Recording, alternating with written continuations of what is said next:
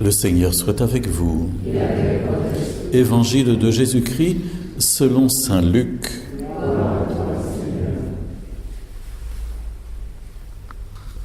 En ce temps-là, les publicains et les pécheurs venaient tous à Jésus pour l'écouter. Les pharisiens et les scribes récriminaient contre lui. Cet homme fait bon accueil aux pécheurs et il mange avec eux. Alors Jésus leur dit cette parabole. Un homme avait 2 fils. Le plus jeune dit à son père, « Père, donne-moi la part de fortune qui me revient. » Et le père leur partagea ses biens. Peu de jours après, le plus jeune rassembla tout ce qu'il avait et il partit pour un pays lointain où il dilapida sa fortune en menant une vie de désordre. Il avait tout dépensé quand une grande famine survint dans le pays et il commença à se trouver dans le besoin. Il s'en alla s'engager auprès d'un habitant de ce pays qui l'envoya dans ses champs garder les porcs. Il aurait bien voulu se remplir le ventre avec les gousses que mangeaient les porcs, mais personne ne lui donnait rien. Alors, il rentra en lui-même et il se dit « Combien d'ouvriers de mon père ont du pain en abondance, et moi ici, je meurs de faim. Je me lèverai, j'irai vers mon père, et je lui dirai « Père, j'ai péché contre le ciel et contre toi. Je ne suis plus digne d'être appelé ton fils. Traite-moi comme l'un de tes ouvriers. » Il se leva et s'en alla vers son père. Comme il était encore loin, son père l'aperçut et fut saisi de compassion. Il courut se jeter à son cou, le couvrit de baisers. Le fils lui dit « Père, j'ai péché contre le ciel et envers toi. Je ne suis plus digne d'être appelé ton fils. » Mais le père dit à ses serviteurs « Vite, apportez le plus beau vêtement pour l'habiller. Mettez-lui une bague au doigt et des sandales aux pieds. Allez chercher le veau gras, tuez-le, mangeons et festoyons, car mon fils que voilà était mort et il est revenu à la vie. Il était perdu et il est retrouvé. » Et ils commencèrent à festoyer. Or, le fils aîné était au champ. Quand il revint et fut près de la maison, il entendit la musique et les danses. Appelant un des serviteurs, il s'informa de ce qui se passait. Celui-ci lui répondit « Ton frère est arrivé, et ton père a tué le veau gras, parce qu'il a retrouvé ton frère en bonne santé. » Alors le fils aîné se mit en colère, et il refusait d'entrer. Son père sortit le supplier. Mais il répliqua à son père « Il y a tant d'années que je suis à ton service sans avoir jamais transgressé tes ordres, et jamais tu ne m'as donné un chevreau pour festoyer avec mes amis. Mais quand ton fils que voilà est revenu, après avoir dévoré ton bien avec des prostituées, tu as fait tuer pour lui le veau gras ?» Le père répondit « Toi, mon enfant, tu es toujours avec moi, et tout ce qui est à moi est à toi. Il fallait festoyer et se réjouir, car ton frère que voilà était mort, et il est revenu à la vie. Il était perdu, et il est retrouvé. » Acclamons la parole de Dieu. Louange à toi, Seigneur Jésus. Je regarde mon enregistreur. L'évangile a duré 4 minutes 50. Un long évangile. Mais vous êtes habitués, pendant le carême, nous avons des évangiles quelquefois très longs, des chapitres entiers de Saint Jean par exemple, comme ça se produit à l'année A, ou bien lorsqu'il y a des catéchumènes. On l'avait fait une année, vous vous souvenez du parcours avec la Samaritaine, l'aveugle-né, et puis le retour à la vie de Lazare. Et là, nous avons le chapitre 15 de Saint Luc sur cette parabole. Cette parabole qu'on appelle habituellement la parabole du fils prodigue, mais qui pourrait porter un autre nom, on pourrait lui donner un autre nom, la parabole de l'amour du Père. Parce qu'au fond, le personnage central de la parabole, c'est pas forcément le Fils, c'est le Père. C'est à son Père que le Fils va dire « Donne-moi ma part d'héritage ». C'est ensuite vers son Père que le Fils va revenir et il va dire « Père, j'ai péché contre le ciel et envers toi ». Et c'est le Père qui va se déranger pour accueillir son Fils.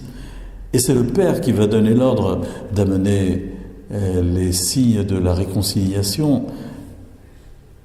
Et c'est encore le Père qui va devoir ramener son Fils aîné à la raison en lui disant « Mais enfin, n'es-tu pas capable de te réjouir pour ton frère qui vient de revenir ?» C'est le personnage du Père qui est au centre de la parabole. Ça nous permet de comprendre que lors de la démarche de confession, quand nous allons demander pardon pour nos péchés, on n'est pas là d'abord pour dérouler une liste, aussi bien ciselée soit-elle, parce qu'il y a des personnes qui ont l'habitude de se confesser quelquefois et qui ont leur petite liste habituelle et habituée, et un peu toujours la même, vous savez. Et voilà, donc il suffit, c'est un peu comme quand on met un CD dans un manche-tout, et hop, après il démarre et c'est parti. Quand on vient se confesser, il faut d'abord l'attitude envers le Père et d'être convaincu que par notre péché, on a trahi l'amour de son Père, du Père Céleste.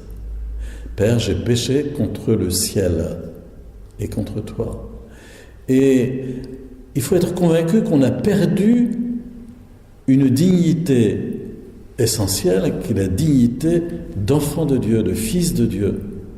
Parce que c'est ça que dit ce jeune. Il dit « Traite-moi comme l'un de tes ouvriers. Je ne suis plus digne d'être appelé ton fils. » Il a conscience d'avoir perdu sa qualité de fils.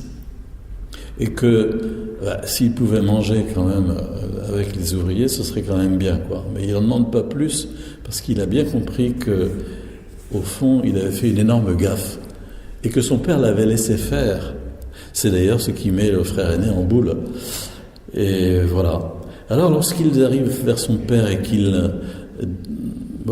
débite au fond la phrase qu'il avait préparée, « Père, j'ai péché contre le ciel et envers toi, je suis plus digne d'être appelé ton fils », aussitôt il est coupé par son père. Et le Père va le combler de son amour et de sa miséricorde. Les peintres ont représenté cela très facilement. Je n'ai pas pensé à amener, mais vous connaissez le tableau de Rembrandt, où on voit le Père qui accueille son fils et qui enlace son fils avec ses deux mains. Et Rembrandt a fait deux mains un peu plus grandes que la normale, qui apparaissent évidemment très fortement sur la peinture, et qui plus est, on s'est aperçu qu'il y avait une main qui était une main masculine, plus grande que l'autre, qui était plutôt une main féminine. Et c'est beau parce que ça nous dit que Dieu est à la fois Père et Mère, et que dans son accueil au sacrement du pardon, par exemple, pour la réconciliation, eh bien c'est tout son amour paternel et maternel qui se déverse sur nous. Et là, il va dire, eh bien, n'en parlons plus, n'en parlons plus. C'est pas une ardoise magique, hein. Quand on va se confesser, c'est pas la machine à laver les péchés. On met son linge quand le linge est sale, mais ça c'est entendu. Mais on va pas passer à travers la machine à laver les péchés. C'est pas non plus une magique où Dieu va dire crac, il n'y a plus rien. Parce qu'il nous dit attention, là il va falloir quand même que tu essayes de réparer le mal que tu as fait. Ouh là là, il a dilapidé la moitié de la fortune de son père. Mais en principe, on doit chercher à réparer autant que possible le mal qu'on a commis. Et puis voilà, il y a la remise en ordre de sa vie. Mais pour l'instant, le Père ne veut savoir que son amour de miséricorde qui va combler son Fils. Alors il y a ce plus beau vêtement qui est le vêtement de fête qu'on met les jours de fête. Il y a la bague au doigt, c'est-à-dire la bague cachée avec laquelle on signait à cette époque-là les chèques. Enfin, il n'y avait pas de chèque, mais voilà, quand il y avait une somme, un papier avec une somme, il y avait un cachet de cire, et la bague, c'était la bague de la maison, du père, et le fils lui donne. Ça veut dire qu'il est en train de lui redonner pouvoir sur sa fortune. Mais il est complètement idiot, ce père. Voilà. Et puis, allez chercher le veau gras, tuez-le. Mais aussi des sandales aux pieds, parce que les ouvriers allaient pieds nus. Il est le fils. Mon fils que voilà était mort, il est revenu à la vie, il est perdu, il était retrouvé. Il est retrouvé. Voilà, c'est tout cela qui nous est dit, mais en même temps, ça peut vraiment nous faire comprendre l'importance de bien situer notre démarche au sacrement de réconciliation. Cette semaine vont vous être proposées, je le dirai tout à l'heure aux annonces, 3 célébrations de pénitentielles. Une mardi à 15h à Chauffour, le soir à 19h à Neuville, je crois, et puis le mercredi à 18h30 ici à la chapelle. Si nous pouvions nous préparer pour une confession, ce serait bien. À partir de cet évangile qu'on vient d'entendre aujourd'hui, vous avez encore 3 jours pour le faire. Et mercredi 18h30, les jeunes sont rentrés de l'école, peut-être que les parents sont libres, pas forcément, mais voilà. On pourrait faire une démarche, c'est important de se confesser de temps en temps pour vraiment laisser le Père tirer de notre cœur cette attitude filiale que nous avons dilapidée en nous estimant propriétaires de notre propre vie et en n'en faisant qu'à notre tête. C'est ce qu'a fait ce fils qui est parti. Et puis le frère aîné n'est pas mieux parce qu'il n'a toujours pas compris que tout est une question d'amour. Et lui, il fait ses comptes et il dit « Moi, t'as jamais fait ça pour moi ». Et c'est un peu évidemment injurieux pour son père parce qu'il lui lance ça en pleine figure, alors que le père lui dit « Mais tout ce qui est à moi est à toi, tu es toujours avec moi. Il n'y a pas de problème, tu peux faire ce que tu veux. » Il n'est pas libre. Il n'est pas libre. C'est étonnant ça.